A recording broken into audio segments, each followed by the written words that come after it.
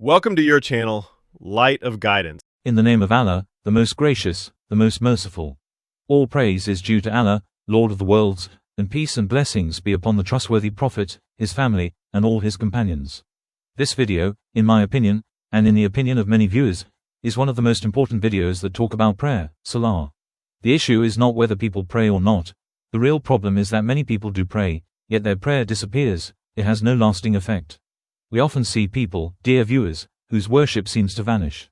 One day, a noble companion entered and prayed in front of the Prophet, peace be upon him, but it wasn't the prayer that Allah wants.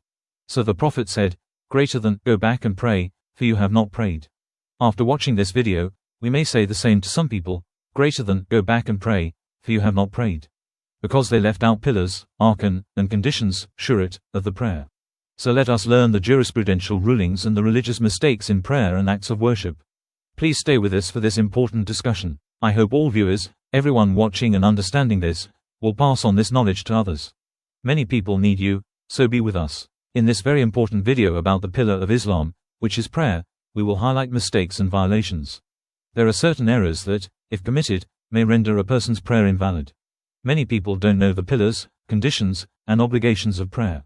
For example, some people rush into the mosque, eager to catch the rak'ah, unit of prayer. In their haste, they say Allāhu Akbar, the opening takbīr, while already in the bowing, rukūʿ, position. Let me ask you, greater than where did you say the opening takbīr? You said it while bowing, and that is incorrect. The correct way, you must be standing when you say Allāhu Akbar, that's a pillar. Then, if you say another Allāhu Akbar as you go into rukūʿ, that's obligatory. So, the first takbīr while standing is a pillar. The second takbīr going into rukūʿ is obligatory. If the imam says, Allāhu Akbar, while standing and then bows, and he intends it as the opening takbīr, his prayer is valid. Dear viewers, another major mistake that some people make. They pray without moving their lips, reading only in their hearts. Some contemporary scholars have said that such a prayer may be invalid. If a person prays without moving their lips at all, neither in al-Fatiha nor in any other recitation, then their prayer is not valid, because the Prophet, peace be upon him, used to move his lips while praying. Someone asked, greater than did the Prophet, peace be upon him, recite during Zuhr and Asr, silent prayers? They answered, yes. He asked, how do you know? They said, his beard would move, indicating his lips were moving. This shows that lip movement is necessary in prayer. Another mistake. Someone enters the mosque and finds the imam in rukūʿ, sujūd, or sitting. Some people wait standing until the imam stands again, then join him. This is wrong. The correct way is, say, Allāhu Akbar, opening takbīr, while standing. Then say another, Allāhu Akbar, as you go into rukūʿ, sujūd, or sitting, depending on the imam's position. Now, before we continue, let me also mention another issue. Some people pray with their sleeves rolled up. This is not appropriate, and there is a prohibition against it. In Sahih al-Bukhari, Ibn Abbas, may Allah be pleased with them, reports that the Prophet, peace be upon him, said, greater than, I was commanded to prostrate on 7 bones and not to gather or fold up the garment during prayer. So rolling up long sleeves during prayer is prohibited. Another mistake in prostration, sujūd. Some people lift their feet off the ground during sujūd. The Prophet, peace be upon him, said, greater than, I was commanded to prostrate on 7 bones. These are, the forehead, with the nose, the 2 hands, the 2 knees, the 2 feet, toes pointing toward the Qibla and close together. If you raise your feet off the ground, then you're only prostrating on 5 bones, not 7. That means your prostration is flawed, and possibly invalid. May Allah accept from us and guide us to correct our prayers. Another very important matter that some people fall into, especially during prayer, is rushing or running into the mosque. This is not appropriate and should be avoided. The correct way is what the Prophet peace be upon him said, when the prayer is established, do not come running, but come walking with calmness and dignity.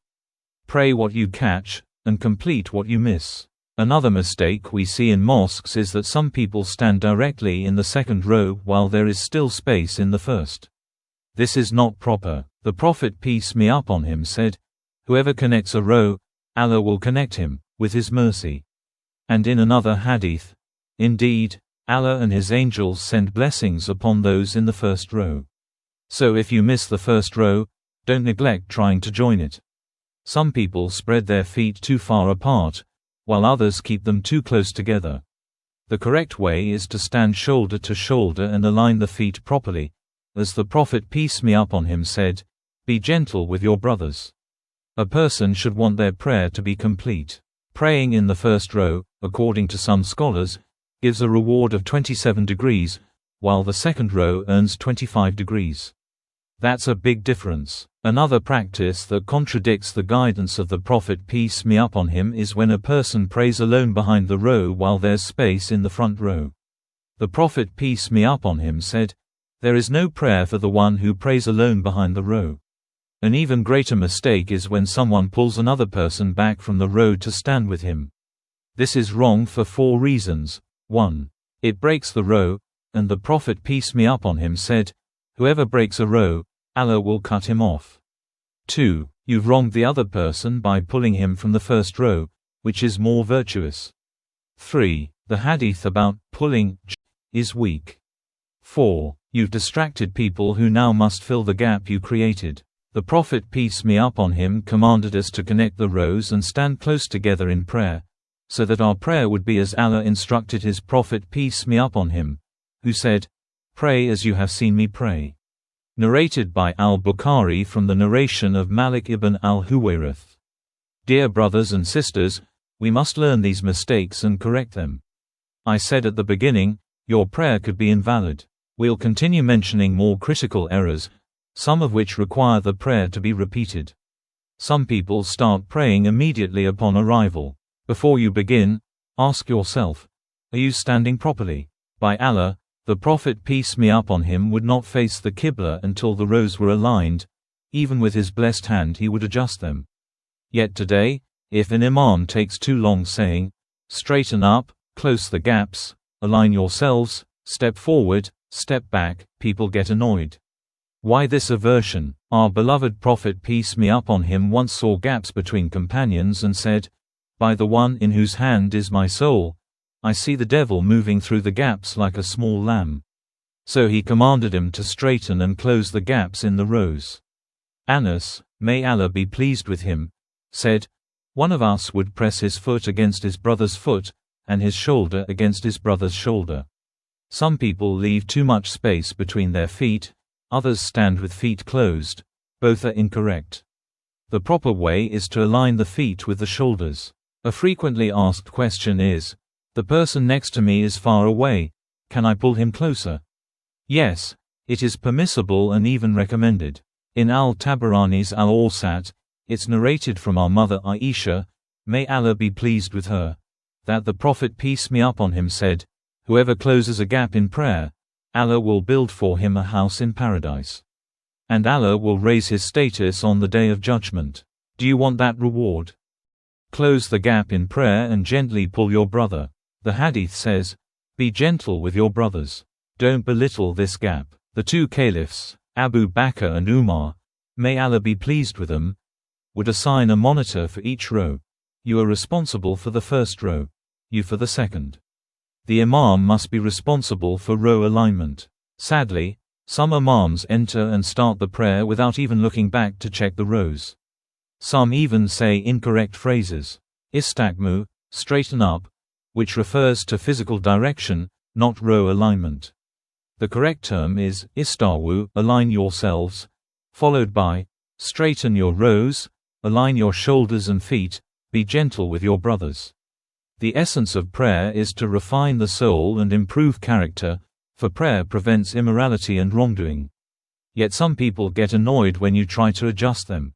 You try to pull them gently, and they pull away. Why this reaction? Dear beloved ones, the foundation is that we should pray as the Prophet peace be upon him prayed. Among the things we unfortunately observe from some people during prayer is that when they begin, they bow or slump their bodies as if falling. The correct way is for a person to stand upright, humble, with their gaze directed toward the place of prostration, without turning left or right.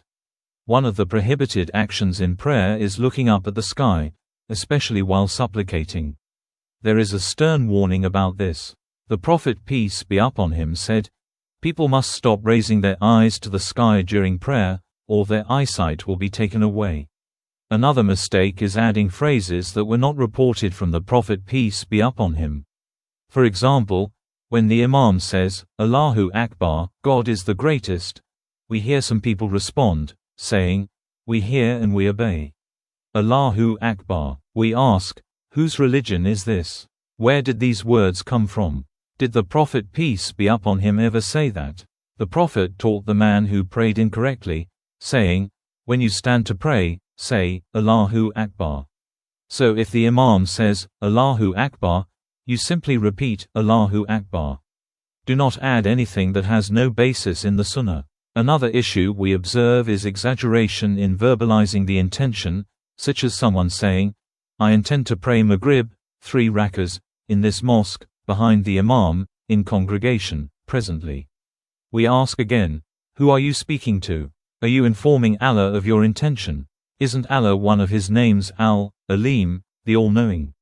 He knows what is in your hearts. Allah says, say, do you inform Allah about your religion? Surah Al-Hujurat, 16. Did the Prophet, peace be upon him, ever utter the intention? There is no record of him doing so, not in prayer, nor in fasting, zakat, purification, or any other act of worship.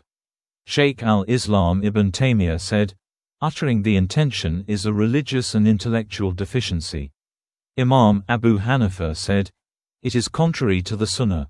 The majority of scholars agree that verbalizing the intention is not legislated. So what should I say at the beginning of prayer? Just say, Allāhu Akbar. As long as you are standing in prayer, facing the Qibla, with the intent to pray, that is your intention. Just like when you eat your suhoor in Ramadan, that is your intention to fast, without needing to say, I intend to fast. Let us elevate our understanding of our religion. This is not from the religion of Muhammad, peace be upon him. As for what some Shafi scholars have said, Imam Nawawi stated, those among our companions who said that uttering the intention is sunnah were mistaken. What is meant by verbal expression is only the takbīr, Allāhu Akbar, to begin the prayer, just as in Hajj or Umrah you say, Labbaik Allahumma Umrah. You don't say, I intend to perform Umrah. Another mistake we see is closing the eyes during prayer. Some scholars say this resembles the way Jews pray. However, if there are distractions in front of you, like decorations or people moving around, it is permissible and even recommended to close your eyes for the sake of focus and humility. Another prohibited act in prayer is inventing phrases not found in the Sunnah, such as saying, Our Lord, to you is all praise and thanks. Or when the imam recites, You alone we worship, and you alone we ask for help, someone responds, We seek your help, O Lord. This is not part of the prescribed recitation, and changing the words of the Quran or prayer is a serious matter. Even Surat al-Fatiha, which is a pillar of the prayer, has been a matter of scholarly debate regarding whether it must be recited by the follower in prayer. So how can we allow ourselves to add our own words? There are many such mistakes, but time does not permit us to address them all, and the director is signaling us to end. We will meet again, God willing, in future episodes. May the peace and blessings of Allah be upon you all.